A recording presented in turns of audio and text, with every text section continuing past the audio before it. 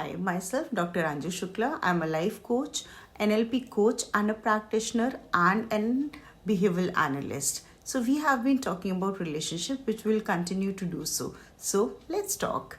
In fact, we talked about few types of relationship earlier.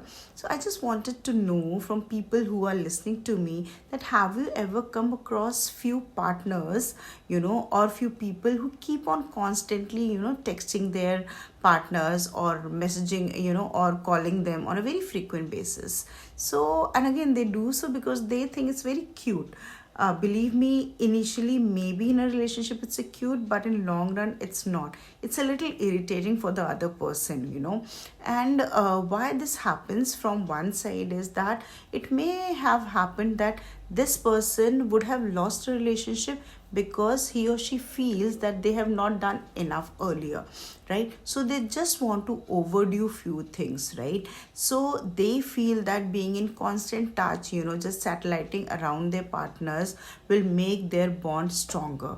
But believe me, it doesn't happen like that, because everybody in all the relationships, everybody needs some space.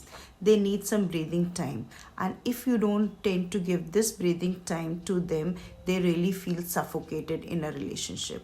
In fact, the partner may go to such an extent that they may leave their own friend circle and make your friend circle as theirs. In fact, they may leave their own hobbies and may start taking interest in your hobby, right? So these all things are done just to be around their partner.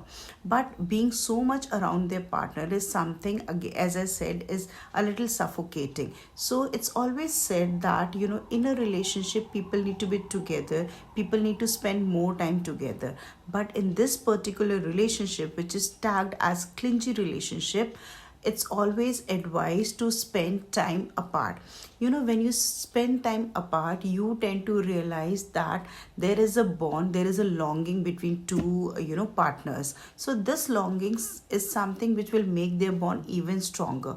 But if they stick to each other so much so that they start feeling suffocating from their presence, that is something which is detrimental for a relationship. So in this particular relationship, it's better to spend time apart and wait for that longingness, wait for that time to meet when they can fresh have a good quality time together rather than having quantity time together.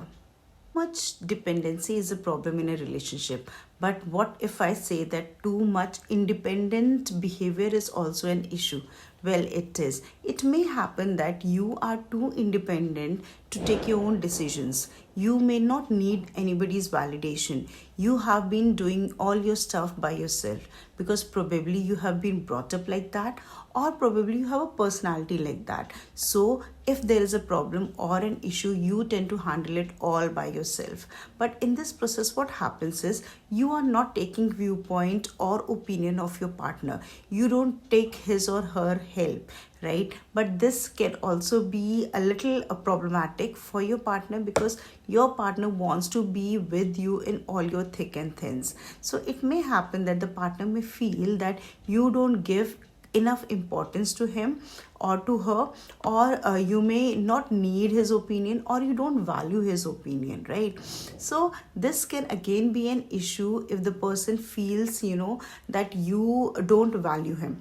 So what you can do is, at times you can always ask for his or her opinion, you can ask for some validation, because this is something which gives a lot of strength to a relationship. So valuing, and asking, and again, being a little dependent also is good in few types of relationships. Experimental relationship, well, this is something which I heard it new and I love to share with everybody. Experimental relationship is a relationship in which few type of people enter because they just want to experiment or try something different from what they have been doing. So if they have a partner who is sweet, nice, caring and everything, they just want to see the other side. So probably they may get into few relations which are very different, or probably they may get into few types of partners who are very different from their normal partner.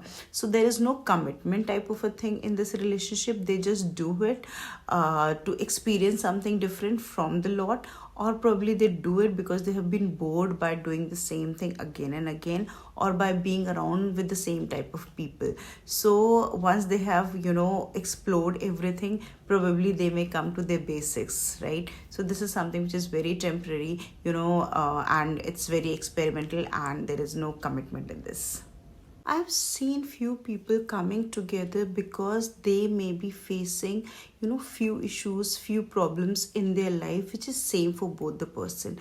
This type of relationship is known as a grief relationship.